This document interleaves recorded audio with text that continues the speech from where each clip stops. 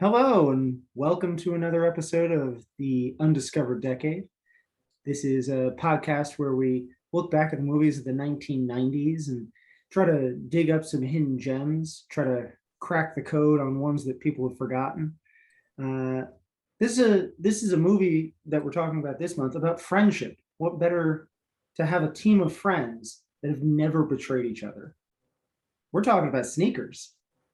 This is a Robert Redford vehicle, though it has an all-star cast, all of which have either not been nominated or won an Oscar in their lifetime. Sidney Porte's won. Yeah, I said nominated or won. Oh, okay. I thought you said or haven't. Okay. Or have won. Yeah. Oh, gotcha.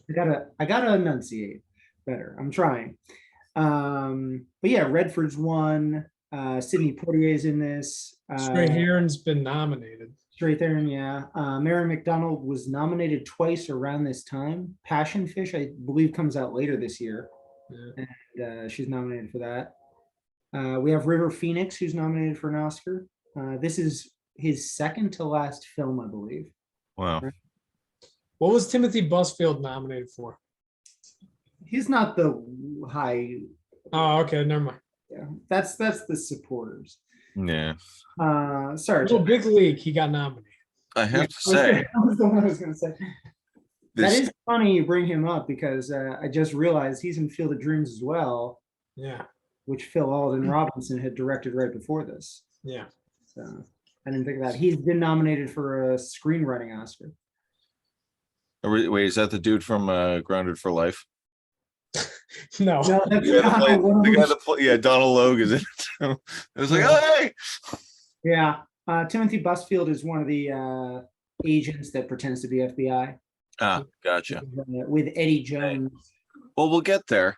We got to slow it down. We got to get into the synopsis. I love the whole cast. Listen, I'm not going to lie. This movie was literally not what I was expecting based on the title. Well, I don't know. It would be about a shoe manufacturer? No, I figured, well, I somehow envisioned, like, I'm going reverse poster boy here. I kind of envisioned it was sort of like Tiptoes. Oh no. like this horrible fantasy about like magic sneakers or something. Oh, God. Not that. Actually, way better. Midgets. Yeah, it's not as bad as Tiptoes. No, pretty sure. I'm so the poster would not have lent you to know any better. That's the thing. It doesn't look like what it is. Which, Tristan, do you want to go into what it is? What it actually is? Well, it focuses on a team of hackers that sort of get paid to double check security systems, and their leader, played by Robert Redford, has found himself in this international snafu, but it isn't really an international snafu. It's actually a revenge plot from an old roommate or friend from college, played by Ben Kingsley, our other Oscar winner, who, when he was a younger man, got caught for draining Republican funds and other sort of conservative things. And like originally by hacking. Doing like OG hacker stuff. Redford's character was like, he was in it because like they're in college and like he was in it because it was a prank. But Ben Kingsley like firmly believed in like changing the system and righting the wrongs of history. Revolution. So like it was very much like a Mr. Robot of its time. Like they were genuinely trying to actually do good things. When they did that flashback scene at the beginning, those two actors looked more like Gary Busey and David Paymer to me. David Paymer for sure. This does not look like Ben Kingsley. You know, knowing how Strathairn turns out too, I actually thought it was young David Strathairn, and he was going to be that was the. This is how he lost his sight. Yeah, I was so confused at first, and then I was like, "Oh, he's actually supposed to be Ben Kingsley." Okay, that's sure how racist that is. See, I went in like not knowing anything about this. Yeah, I've seen this. This is a weird viewing experience for me because each time I watch it, I like it less. Oh, really? But that's just go ahead. We'll get into that. You with that. This is a surprise. You were the one that chose this. So I know. But yeah, it's generally it's a heist movie, but everything is done with computers, and it's all well except toward the end. But Let's talk about all the characters. Sure. First, obviously, you have that lead of the team, Martin Bishop, who is that his original name, or is it Martin Bryce? He's got aliases, so I don't remember. he's Yeah, terrible at aliases because he used the same Still first Martin. name, you dumbass. Yeah. Of course, you're found by Timothy Busfield. Right. It's kind of funny. Like if I'm going into hiding, I'm not going to call myself Jeff Butterberg. Yeah. It's kind of like the same fucking thing. Yeah. You can't even do Garvin anymore. Right. Jeff Saxophone. I want to come up Those with are our alias. aliases, yeah. Yeah. Tristan Bohr. No, you would just add an extra O. Clever. No, I'm not the same guy, I swear. Come It's on. Jimmy Harron. We're all my name. We're different people. Look earlier in your Rolodex. Right. So he's assembled a team that includes Sidney Poitier, who is a former CIA. Former CIA. Yeah, I knew former he was CIA. some sort of law enforcement. Yeah. His character is Donald Creese.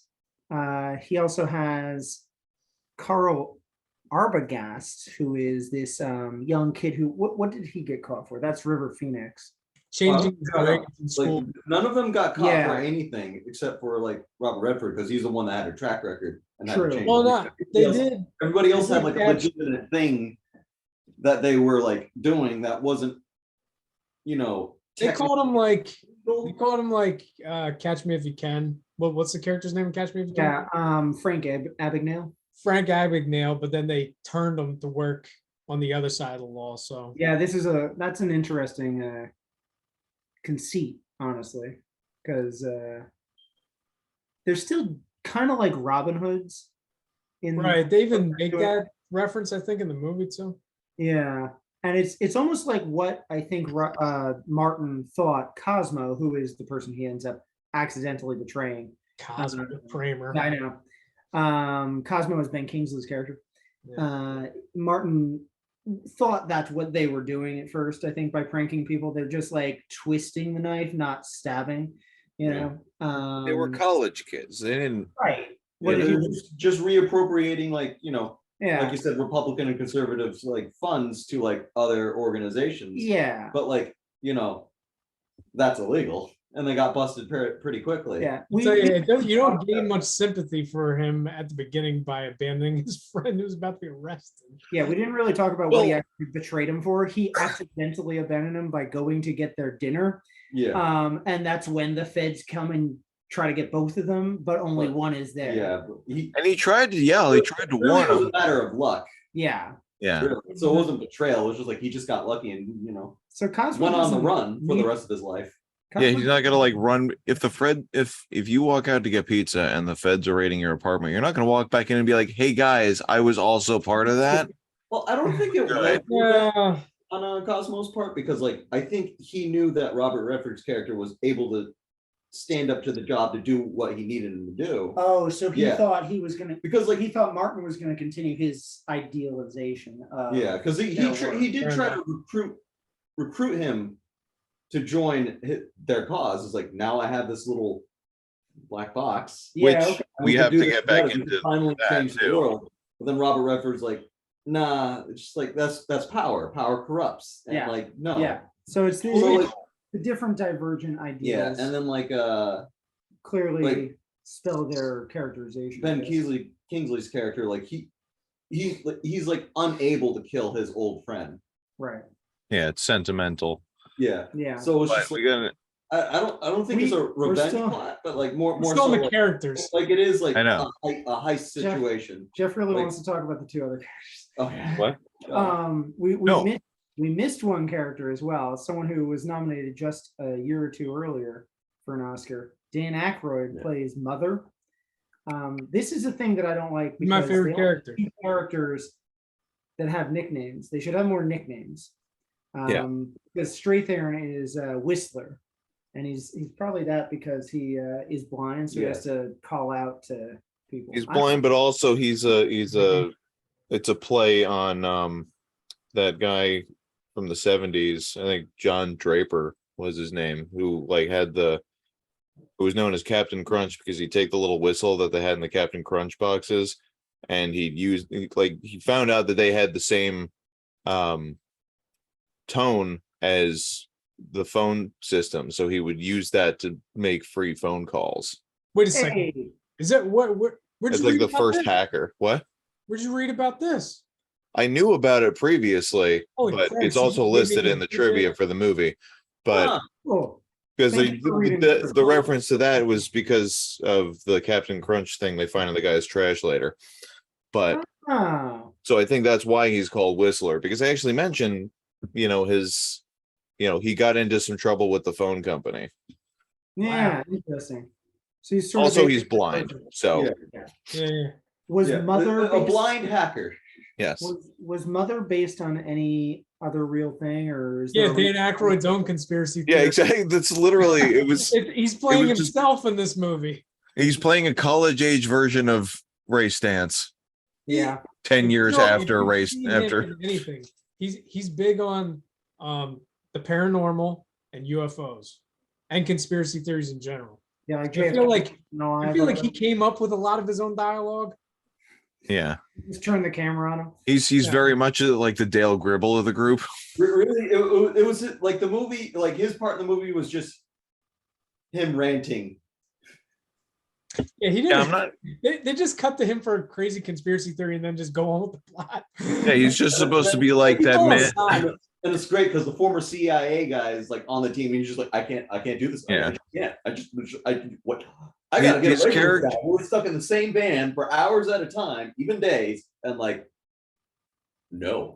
Yeah, His who would character fucking- exists as both a foil for Sidney Poitier's character, just to like annoy the shit out of him, yeah. but also because without Aykroyd, the rest of the team is actually pretty sane and confident in what they're doing, and you I'm just a little need curious. a crazy guy Yeah, to you- like Yeah. make, I don't know, comic relief or something. It Even might though be- most of the comic relief comes from River Phoenix. I don't know when Whistler started Each driving. of them has their own like little comical quirks, which makes them very unique and fun to watch. Yeah. Even if it's like little bits at a time. Do we want to talk about any more about characters? I think we covered everyone. Oh, we didn't cover Liz. Yeah, so there Yeah. it is actually a good point to bring her up. As they're finishing up one of their many assignments, helping a security system, trying to crack it, Martin discovers that he is going to maybe be part of this conspiracy, right? Is that exactly how they bring it up? The two FBI agents, they bring up that they kind of wanna- blackmail him. yeah, they want to blackmail him to get a black box. Yeah, there's That's why I say MacGuffin. Yeah. It's a MacGuffin. He doesn't know what it is. He thinks it might be a weapon. It might be secrets to the government. Who knows? Yeah. And so he says, "Should we even do this?" But he's also being held hostage by these two FBI agents, who turn out to be Cosmo's henchmen. Right. And so he goes to his old flame Liz, played by Mary McDonnell, to join the team again and kind of be an inside man to figure out what's going on and help him with it before he involves the rest of his team without having to put them on the line for it. right. So he sort of joins the team for the rest of the film. He pretty rapidly figures out that it's not good because Donald Sidney Poitier can tell that this is not going well. One of the dignitaries has been, or it's the scientist that formed the black box, Donald Loeb. Yeah. He apparently cracked some code that is going to give secrets. What No, is the actual? well, he He figured was- he figured out a mathematical equation to create an algorithm that can solve any complex mathematical problem, which basically means like He could decrypt it- anything. it can hack anything. Like it Decrypt. decrypt. It's a basically like It's like an Enigma machine. Yeah. no, pretty much. And it's like the Enigma machine for the 21st century when this movie came out in the 90s. So like it was based, Sure. and there's a lot like in the time that we watched this movie, there's a lot of things that just mirrors what's going on like the real world today now. So it's Probably just, then. probably then too, but like it was a little more lax because like the Cold War had just ended. So like the whole idea of like cyber warfare and like hacking into like national security, like that was like it was a problem, but like not as much as it is now. And like watching this movie, like it's just like, oh, in a way it was ahead of its time. It's With the themes that it was hitting. it's aged very well. Yeah, basically, with the Cold War just ending, it's kind of funny that they're bringing up like this is how we're going to fight now in the underground internet and everything. It's all ones and zeros, man. That's part of the reason why these like two feds that approach our main character, that's part of their pitch. It's like this is for national security. Like, yeah, sure, we're not at war with the Russians, and you know the Soviet Union's gone, but like they still want to hack. So like they lie. Yeah, they want to. They're lying to him, saying like we got to get to this black box before the Russians do. But it turns out they weren't actually interested in it the whole time. Yeah, George Hearn comes up, Sweeney Todd himself, to play this Russian ambassador who points out that they don't want to fight America anymore, though obviously in our minds we think they do. But like, and he also points out like, even if they did get the box, like their computer infrastructure is wildly incompatible with ours. So like trying to hack would just be like it'd be a hassle anyway. So it was like kind of pointless. So like move. So like that's when Martin starts realizing like is it okay, so like I'm really being like really used by somebody, but who? Yeah, so it's a little bit of a paranoid thriller, though it doesn't go too deeply. It's not, you know, All the President's Men level, like a deep throat trying to think that you're being chased by shadow men or anything. It is really just a movie about friendship, I think. It's five bad guys, five good guys and one good girl in a bad situation. Also, we should note that the music was done by James Horner, who also did A Beautiful Mind. Very jazzy. So there's a lot of like a lot of sax. There's very much a Beautiful Mind vibe going on, especially like at one point they're in the back of the truck, and I swear I could hear like a proto version of the theme from Beautiful Mind, like as they're figuring stuff out. I'm like, oh, so James Horner had a calling card. They just need like pie going across the screen. Right. And everything. Yeah. It needed a woman in a red dress walking into a bar. I seem to remember him saying he took some stuff to develop more things for Titanic and other later things like Avatar. So like he took from his past to make new things. There's only so many notes. Right. He has been in a couple of films that we've done. He was the composer for The Rocketeer, a couple other things. So he's like our patron saint of composing for this podcast. Right. We had a couple of resurgent actors in this. Dan Aykroyd was in our second episode ever. River Phoenix had the movie based on the play Jeff was in. Dogfight. Dogfight. Who else? We had Eddie Jones, who's the other agent with Timothy Busfield, was in The Rocketeer. He's the pilot that shouldn't be flying when he tries to save Rick. What's the Rocketeer's name? Chuck. No. Cliff. Yeah. Sure. Yeah. I think you should notice. Yeah, you should. You got him tattooed on your arm. Jesus Christ. Yeah. What's his name? Dilophosaurus? Yeah. Dilo. There's someone else. James Earl Jones. That's the big one. Oh yeah, he sure. He's the ex machina of the film. Actually, there's a telephone call that Martin makes to the FBI. NSA. He's to try and figure out what's going on. And the NSA is like, just give us the black box. We'll take care of you. And of course, if they say that, you can't trust them. But that's like when Brad Pitt shows up and says, "What's in the box?" Yeah, exactly. You got like a tell lie the detector. phones on the other end of the line are Darth Vader himself. So They've got like a lie detector hooked up to that thing. You see like all they're spoofing the Well, he's phone worked with- call, and He's that was a worked very with- good chase scene for mhm. like a phone conversation. Yeah. Like it was 45 seconds of just like, holy shit. He worked with Phil Alden Robinson on Field of Dreams. Yeah. It's fun how they have like all these like agencies like stacked up in this movie, because like you have James Earl Jones in the NSA, one of the guys in the group like former CIA, and then like the FBI agents that they're come up against are like former and corrupted and like basically freelance. So like former FBI, former CIA, and a couple active NSA. Various 3-letter industries Yeah. or And institutions. all sort of interchangeable. It's strange that this script attracted the likes of like Robert Redford and Sidney Poitier, who are pretty notorious about being pretty selective about their movies. Because Sidney Poitier, around the 90s, he was semi-retired. This and The Jackal are like these big movies in the 90s. And each time I watch the movie, it becomes more featherweight, more trivial, more forgettable.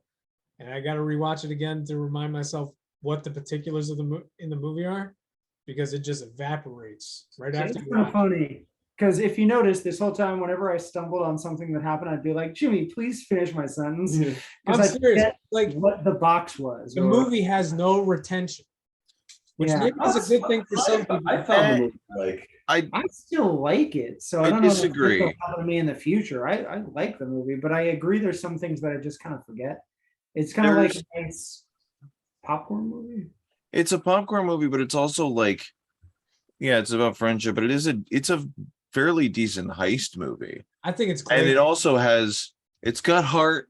I mean, I do think it's kind of weird that Robert Redford puts his entire life and team at stake for $175,000 Yeah, it's Uh, a- in the beginning of it, when they could very clearly just steal more than that and be fine.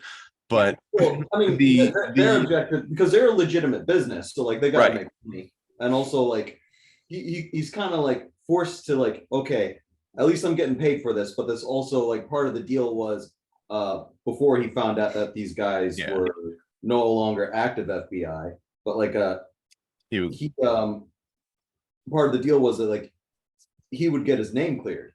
right. Right. But it's even kind of funny. yeah. Well, no, the other thing I was going to say was just structurally, story wise, there are a couple little good moments. Like at one point, there's, Robert Redford gets thrown in the back of a trunk and doesn't know where he is. And then he's recounting the scene to the blind guy later. And he's like, what did it sound like? He's like, what do you mean? And he's like describing all of these, like what he sounded like, to try to get them to find where they took him. And they figure it out. And Whistler's just like, oh, congratulations, you're an honorary blind man. And then later in the movie, like the other members of the team are have been found out or are otherwise predisposed, and Whistler has to drive the van, and Marty's just like guiding him that way. So it's just, it was a nice little like bookend to that. Sitcom material. I see Corey's eyes rolling back in his head as you. I don't know, man. I got I'll goosebumps. tell you what, I shed a liked tear it. for Whistler. I liked it when I was a kid, but having rewatched it, I know you guys are saying it was like maybe prescient in the day, but now when you look at its view of technology and what you could do back then, it Well, is so Listen, it's not dated. hackers. but I know you wouldn't have hackers is more without fun. this. Yeah, but you wouldn't have hackers without this. Right, So exactly. Hackers is fun though. This is glacial, you just middle didn't listen. brow, cabinet. You just So what didn't that listen. means, On top of that, they're trying to do harken back to like the 40s with the relationship between Redford and Mary McDonald. We're not back together. Like that's a refrain throughout the whole movie. And I was just rolling my eyes at how corny that was. And then at the end they were back together. It's Yeah. no Fisher Stevens talking about the garbage file, but you know. You know, I know that was better. speaking of that chemistry Better. that you're describing, I actually thought it was heartfelt. It reminded me, at least Myron McDonald's performance of Annette Bening in The American President. Did She's you a little feel like there were charming. any She's stakes? playing off of his repartee in the same way that, I don't know, Sidney Wade does. Did you find Ben Kingsley at all threatening? I mean, well, that's the thing was he's not supposed to be physically threatening. But at one point he has a shotgun. He's got the whole, yeah, but he's got like the He's got whole, thugs. his whole aura is, yeah, he's got thugs to do his dirty work, but he also has this whole armored system around him where he talks about how he can literally control world economies if he wanted to. And that's the intimidating part. Well, Like here's he's the a thing. shady character with a ponytail, No, I but think- like If they're gonna do it that doesn't look like psychological- if they're gonna do that chess game, I'd rather they stayed psychological instead of going to kinetic action with the shotgun scene. I think Fell out of place. Yeah. I think for Ben Kingsley's character Cosmo, like he's not supposed to be like too threatening. The threat is that like he is about to have power and move up. Because like right now in the movie, like before the climax, he's really just like the smart tech savvy numbers guy. Like he went to prison because he got busted in college for the prank. But then there is where he met the mafia, and he was in charge of laundering their money. And like while working with them in prison and then getting out, like he was in charge of setting up their computer systems to like launder their money. So like he was, the threat of him is that he's the middle guy with potential, and now with this little black box, he can rule the world. So like it's kind of He's a a Bond villain. yeah, basically Yeah. he's a Bond It's, villain. it's kind of like that guy in Billy Bathgate, but if he wasn't a coward. right. It's better than Billy Bathgate. I'll give you It's that. absolutely better. That Oh, might yeah. be. He's a Bond villain being fought by just a disgruntled like security guy, IT guy. On top of that, that Gordon Gecko haircut with the ponytail. Oh my god. It's Yeah, that was I actually legitimately kind of chuckled a little bit at the way that he ran back into his office when he realized they stole my black box. Is it still there? Runs and like he kind of jauntily, it's just like it was almost a brisk jog, but like He he's wearing, runs like Steven this Seagal. And then he's like, "Why is it so hot?" in here?" like okay, it's hard to take him seriously when he jogs like that. I know. I don't I know. just feel like this movie, I on top of that, it's bloated. It shouldn't have been over 2 hours. A movie like this needs to be lean. You know what I kept thinking of? I don't know how many people have seen this, but Robert Redford did another caper movie back in the, I want to say 70s or 80s, The Hot Rock, which is kind of a similar structure, but it's way more engaging. I don't know, the plot's just a lot more fun. It's more Picker-esque. This is like a slog. It's almost like a sleep ad of this movie. It's so lumbering and glacial, but Hackers is a brilliant masterpiece. but it's fast paced. I think. All right. People are Okay. chewing the scenery. They're fun. Well, I think oh yeah. I think because this is the first time the three of us are seeing this, it's not that bad. Okay, Right. The cracks you're describing, watch it again. will I watch it again? No. But I was fine with it, and I'm a Yeah. big fan of Robert Redford. So seeing this Fine. thing I never heard of, I thought it was a hidden gem. So you presenting this to us as the film we should call a hidden gem was fine by me because of that. Listen, Like, I'm not gonna lie. I might actually pay real American currency. Everybody else Purchase seems a to like DVD it of more this. than me anyway. I feel like if we're gonna like a good comparison, like I really didn't even think about this until like you guys started bringing it up multiple times so far. But like the Hackers and Sneakers comparison, like it's interesting because like there's a very obvious like generational difference in like perspective of technology. Yeah, Whereas like Hackers, like recalling it and having watched it multiple times, that's very, very obviously geared towards the MTV generation. Yeah. Whereas like Sneakers seems to be more like a movie geared More about towards- cyberspace and stuff. like geared towards the boomer generation who have grown up during, you know, the Cold War. And like these guys are like, they're middle-aged now, and like, you know, they're just Right. getting on with their lives. They're just trying to get by. So like there's one side like guys trying to get by, and like, you know, their lives is eventually essentially half over. So they're just like, Yeah, they went white hat. while hackers is like, we're the future, man, hack the planet. And then like you have all these crazy visuals, and like music is like all over the board. It's and also very like Amer- punky. it's American versus British. I didn't realize the director was British. Of Hackers. Oh yeah, yeah, it's- yeah. Is a guy named Ian Wait. Softly. Yeah, he's I the guy that never did heard- Backbeat. I've never seen Hackers, so I don't know anything. Yeah, I can't compare that. And the lead is an Irishman playing a Right, American, Johnny Lee so, Miller. yeah. It's So just I think- imagine if They're the it same age, though. Hackers- 65, and Phil Alvin Robinson's like 70. if So- the characters from Sneakers had kids, they would be Hey. the kids from Hackers. It's like almost the same movie told differently. That's all. I don't know. I'm sorry I keep bringing it up. I didn't. It's just a nice little. There's only 3 years difference It's between an African that character. and It looks when like this a- came out. it They looks came like out- a huge- going on in that Is too. It looks like a huge leap forward just between the two movies. Well, it Like also- Hackers is going to come up forward- again because it came out in '95. So When we, And maybe we picked that. Who knows? sorry. well, when we started the podcast, well, Hackers is still a cult classic. When we started the Who's podcast, this? when we started the podcast, I had always thought about talking about what it felt like in the world at the same time. And obviously, they're talking about the Cold War here, and it's kind of been a shadow over us. This is kind of, it's not the end of talking about Russia, but if you look at the way that decades feel, up until about 92 is when it still sort of felt like the 80s. You still had the shadow of Reagan because you had Bush as president, at least in America.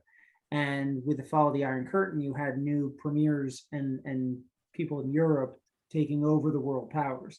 And so as the Clinton administration comes in 2 months, at least being voted in, I think that's when the transition goes towards the feel of the 90s, the MTV generation taking over the media, because they're becoming, you know, the first music video comes in 81, right? Well, that movie Hackers, it's hyper stylized like a music video. So you're Right. And so now 15 years later, the people who were 15 when that music video came out are the ones directing things. They're 30. So by the time Hackers comes out, that feel has emerged. So I think Right. the feeling of all these films that we've covered the last 3 years still feel like we've, at least I've thought, have felt like they could have been in the 80s.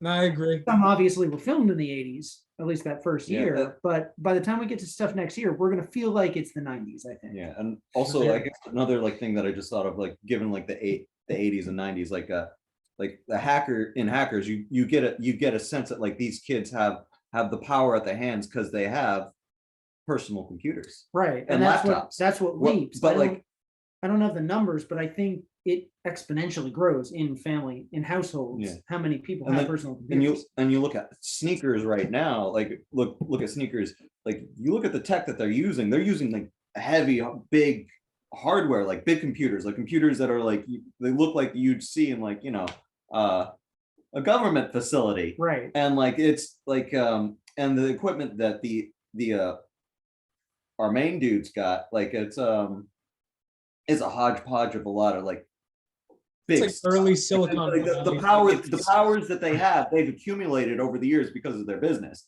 Whereas Hackers is like, hey, happy birthday, son. There you go. There's your computer. Yay. Right. Yeah. So, So, like, you said Fucking entitled millennials.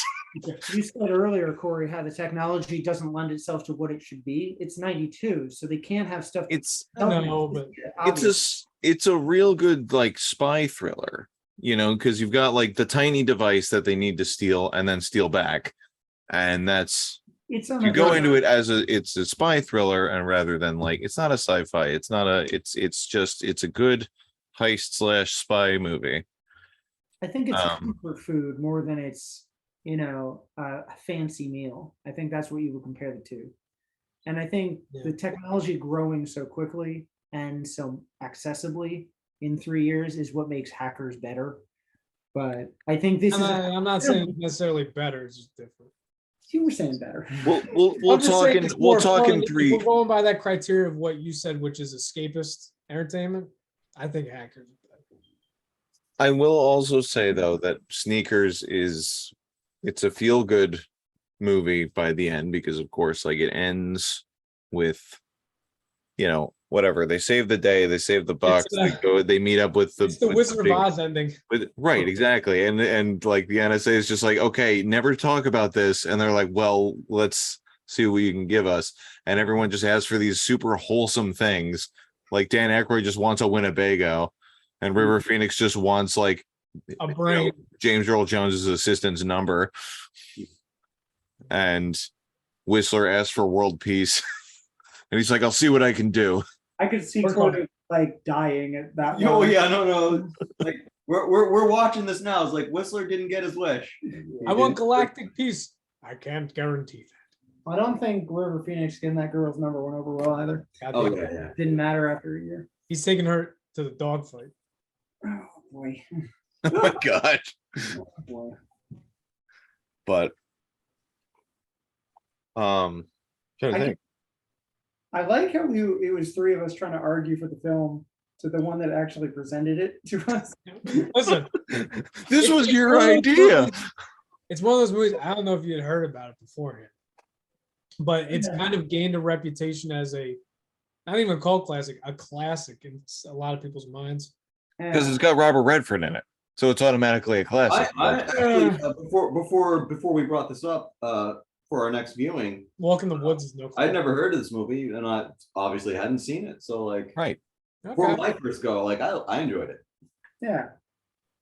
I'd heard of it, but I never really knew the plot. Okay. I think I'd heard computers, but I didn't know it was actually like security systems and You make hacking. the circles I travel in. This. Oh yeah, no, I didn't piece together what the movie was gonna be about until like the opening credits. I'm like, what the hell is going on with these names? And it was like, Oh yeah, that was cipher encryption. Okay, I see where we're going. You like and that? when he figures it out with the Scrabble pieces. Yeah. Yeah, it was. Again, beautiful mind. But Especially Melvin Robbins there's so is many- a beautiful one. there are a lot of really good parts to this movie, and I feel like that's what like Tristan said, as this is the first time the three of us are seeing this, so like we're taking that part in. Like I didn't even know all about the twists and turns and everything. I didn't know that what's his face was gonna end up playing older. What, Gandhi? Yes. Although at one point, the point I knew he was going to come back was when Robert Redford said he died in prison. I'm like, no, he didn't. Yeah. No one, you never say that. We didn't see him die on screen. He didn't die. He's coming back. And I saw his What? name, like, where'd Ben Kingsley go? What nationality is Cosmo? I mentioned that Doesn't- earlier. It was a little racist. doesn't matter. Right there. I'm just wondering because I know that during this time period, and further on into his career, Ben Kingsley was given carte blanche to play different ethnicities. So I'm just wondering, like Cosmo, he's kind of, I don't know, he's swarthy, he's got ponytail and everything. He's doing a different accent. I can't tell what he's supposed to be, American. That is. I think he's supposed to be like from like definitely a if not a city background, maybe like Italian or like urban Jewish. He's supposed to be Italian. Because based on the way his accent is. I don't know. Sounds more like a New England accent to me. Is that okay? Yeah. Every That time, is. every time a Brit tries to do an American, they do a New England accent. Michael Caine does it. It's the proper old Eastern Shore accent, the one that Katharine Hepburn always uses, the proper English. I try to do the proper English when I try to do an American accent. Yeah. Also, to be fair, like Ben Kingsley is like part Indian, Kenyan, like he's a bunch of Right. Oh, so like he could He's- pull Deep up dive. amalgamation. the ethnic. This is what I was trying to say. The thing that happens with his career, and I think a lot of other people that are sort of vaguely ethnic throughout the 80s and 90s, is They don't know where to put them in, but he's actually, his father is Indian and his mother's English. It's Oh, so it's perfect that he was cast as Gandhi. I guess, applicable at least, but that's why you can make him Persian or Egyptian or Pakistani, they're just like, you're brown, I guess. So, Yeah, the love guru. I think he's a yeah. Buddhist monk. But the character of Cosmo, it doesn't fucking matter. Like, he's just a friend who came back later to haunt him and get him in prison. He's a metaphor for his past coming back. Yes. Yeah. I guess. Coming back to haunt him, yeah. Right. I want to look up what the ethnicity of the guy that played young Cosmo was. That's No, he looked exactly like David Paymer to me. And the young Redford looked like Gary Busey. Yeah, The I could see mustache, that. The mutton chops and the teeth. Oh, This doesn't say. Doesn't say who played young versions. Today they just de-aged them. All these I young. liked how it was subtle at the beginning because they desaturated the color to make you know it was a flashback. Well, they Black and white. made it 4:3, That too. I noticed that. That was which nice. threw me off because I was like, wait, I rented the standard edition of this. Did I just accidentally rent the full screen version? Yeah, I thought that too, and then But the titles were like overlapping past the border, so I'm like, okay, I think we're okay. Yeah. Well, Timothy Busfield went all white recently. Like, white hair. I think he's albino now. Yeah. Just doesn't have young Cosmo. Yeah, it does. Like Stephen Tobolowsky. Yeah, we didn't talk about it. He brought him up and then we never went into it. Yeah, because you're like, he'll come up later. No, he was like, That was later. he's the pawn that they use to get the password for Ben Kingsley's office to steal the box back. Mary McDonald's being seductive with him. And Mary McDonald, like, she does so well, and then she gets it all. Like, the whole thing is she's like stealing his access card, and there's a whole scene where she takes him out to dinner and gets the proper words in the wrong order to use his passcode, and then she blows it by saying, like, that's the last time I do computer dating. And Ben Kingsley, the computer king of the whole movie, is just like, wait, a computer matched you two up? Yeah. Oh, it's my old hacker friend. It has to be. Little me. Did Mary McDonald's popularity peak with Independence Day? Because I feel like I haven't seen her in a while. She was in Battlestar Galactica. That was her big thing in the 2000s. Okay. Yeah, she's beloved from that. And then she was in, was it The Closer or is that Kira Sedgwick? Kira Sedgwick. She's in maybe she's in the spin-off of that. She's in some USA or TNT Person of interest. Yeah, she was the lead of one of those. I think I wrote it on our notes. We could just look at it. But she's been around. She just, this is what happens to actresses from the 90s. I guess like her big screen career Yeah, she's in The Closer and then Major Crimes, which is a spin-off of that. Okay. But yeah, in movies, she does Mumford and then Donnie Darko, Scream 4, which people didn't see. Donnie Darko, she's a no, she's not psychiatrist. Who is she? Yeah, and she's the or is she the mother? Catherine Ross is a psychiatrist. You love Donnie Darko, Jeff. Who was she in that? I think she was the mom or the nurse. No, she was. I think she was the mom. She had to be the mom because the therapist is Catherine Ross. Yeah. Oh, really? Yeah. Okay. And there's like, Barely remember that movie. Great movie. yeah. So, what would you grade this? I give it an A. Solid A. A+. Wow, Jimmy loved this No, movie. no, I liked it. I enjoyed it. Good for- I was probably going to give it a B+ either way, but now I sound like I'm siding with Corey. I want to hear what he says because if this isn't an F, That's not enough. then it doesn't apply to all these other films. I was angry about other things that we watched. Mm-hmm. It's just a C. Okay.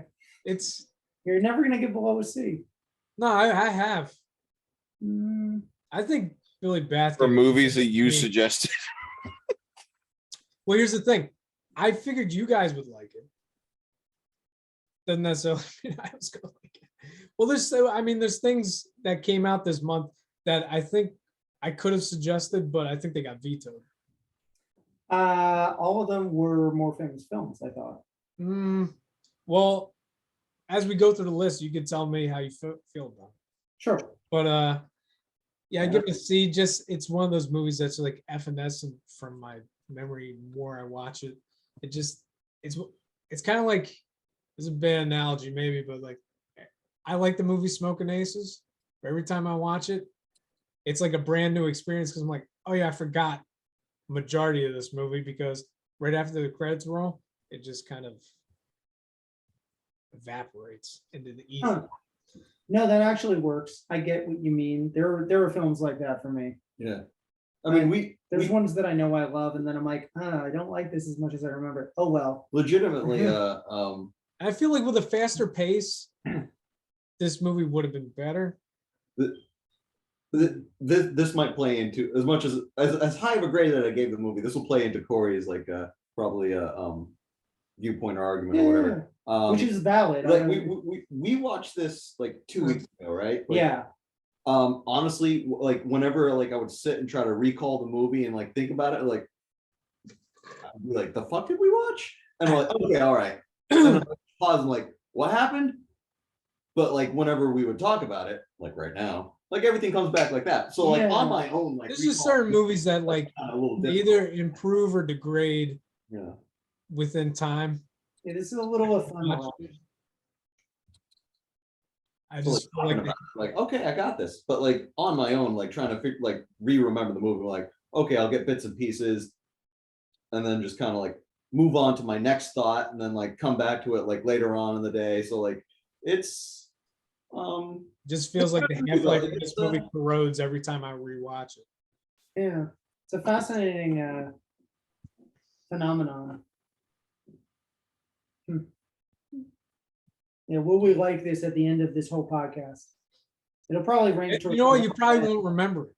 Yeah. Is the issue. Well, there's the one that I remember the least. I keep forgetting the name of the film. That robot one with Gregory Hines.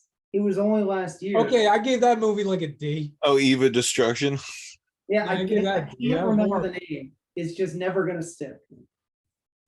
I think maybe one of the reasons There why was not enough tap dancing for that one. like Yeah, it wasn't White Knights. the stakes weren't really all that high, Yeah, honestly. yeah, But in this, yeah. I think I said that at one point. There's not really any stakes. You Yeah. know nobody's gonna get killed. Yeah. Let's put it that way. It's weird, even in like a movie like Ocean's 11, which is pretty much it's a lark too, right? But I feel like Andy Garcia is more of a intimidating, threatening villain. And also I feel like the twists in that are way more nimble than this. Like Jeff said, he figured out that Cosmo wasn't dead pretty early on. Right. I feel like that's a foregone conclusion before, like just by even having that flashback scene at the beginning, you're like, well, that's gonna play into the movie later. That's like a Chekhov's gun sort of. And the other deaths in the movie, like they happen like Off screen. or out of sight. Like Right. the sign, the scientist that cracked the code. You find out he's dead because of a newspaper headline, and then the Russian ambassador, he's still in the car when they pull the trigger. Yeah, I mean he's there, but he's like you don't see him get shot, but you know he gets shot because like you see the guy doing the shooting, but you don't see him like die. I don't want to say that. I don't want it to seem like I don't think that Phil Alden Robinson's a good director because he's directed. I mean, Field of Dreams is a great movie. I don't know if you guys saw it. Maybe the best baseball film. It's fantastic, and he did the best Jack Ryan movie in my opinion, which was Sum of All Fears. Right. I wanted to talk about that with you because I've only seen that and Hunt for Red October. I still think I like Hunt for Red October better, but it might be the Sam Neill and the Sean Connery of it. I know we were talking about this recently about how you're like, he's a little overrated in that, but I also agree that Sum of All Fears is a good film. It's Very good. It's a little underrated because it was around the time of Gigli and the than for Right. starting and everything. So It does something in that movie pretty audacious that a lot of movies around that time. When did that movie come out? 2002. yeah. There's a big terrorist attack in that movie, and you would have thought they would have went back in and re-edited that, but Mhm. it was pretty audacious. They kept it in the movie. Yeah. A whole stadium gets blown up. Yeah. Mm. A lot of civilians die, and there's a lot of nuclear fallout. Yeah. You think Ben Affleck's gonna save everybody, and he just doesn't get there in He time. doesn't. Yeah. Great. It's kind of like in Die Hard 2, when you think he's gonna save that plane full of passengers, Right. make it in time. Which which is weird that you said there's no stakes in this. That in and of itself, in Some of Our Fears, raises the stakes. Right. Just like he couldn't save them, doesn't mean he can save everybody. Yeah. Do you think it would have been more milquetoast if the stadium was fine and he just goes to Russia to try to figure stuff out with Liev Schreiber? Liev Schreiber's really good. Yeah. Wait, what was your question? In Some of All Fears, would you think if that hadn't happened, the stadium not occurring, Yeah. and he just goes to Russia to try and infiltrate, agencies and stuff, would it have been effective in any way? I felt it would have felt more run of the mill for Yeah. sure. And Because that's I kind of like movies where the heroes dropped into a situation of peril or into an environment of utter wanton disaster. Kind of like it's not a movie that's really beloved, but like I like the environment of Hard Rain because I like that the whole town is underwater.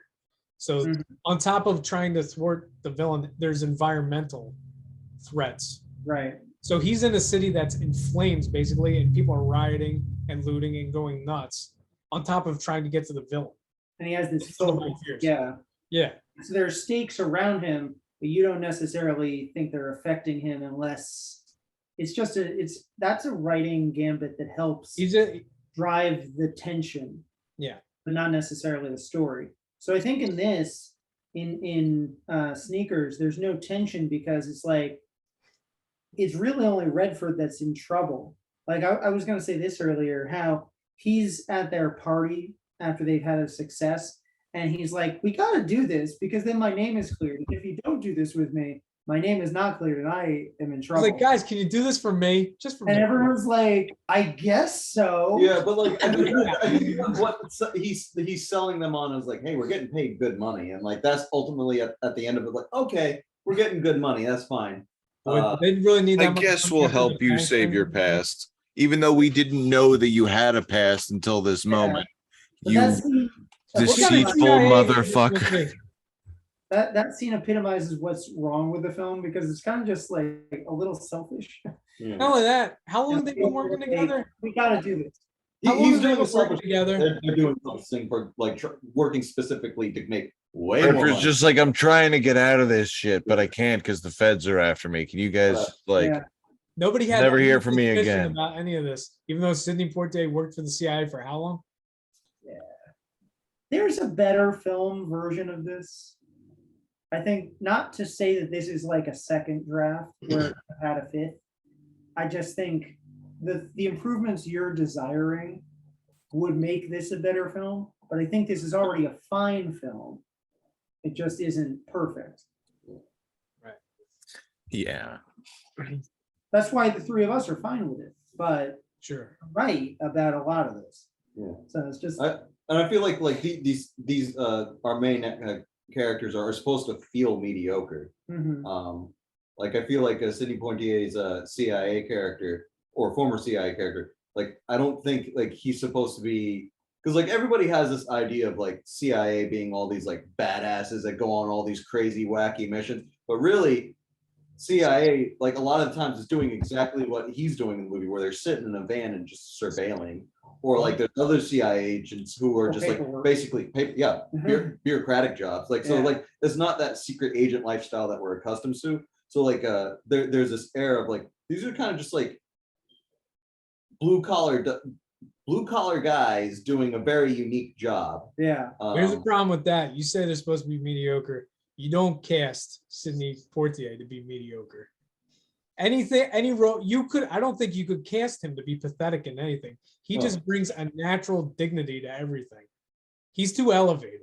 Yeah. He's doing I think like he brings like at the very least he brings the reality of what like CIA really is essentially, because like you have Dan Aykroyd going on with like all these conspiracy theories about the CIA, and then you see him Right. just sit there, it's like that's not how we operate. That's not what we do. We don't do that. Like we just, Right. I'm doing the job that I would have been doing That- right here, right now. I Or think better it's also just it's more realistic. Like if something like this happened, you know, these would be the guys to do it. It wouldn't be like people in spandex doing, you know, kick flips into a secret base. It would be Robert Redford and Sidney Poitier arguing about which entrance to go in. You taking And a shot then- at Mission Impossible? I'm saying this is better than Mission Impossible. Excuse Oh, me. that's a whole Whoa, discussion whoa, for another. whoa, That'll be for whoa. when we talk about Mission Impossible. We'll talk about that one. Okay. Not the What movie does that come out? What year does that come out? 96. 96. Okay, fine. So we got a little while. You're after hackers.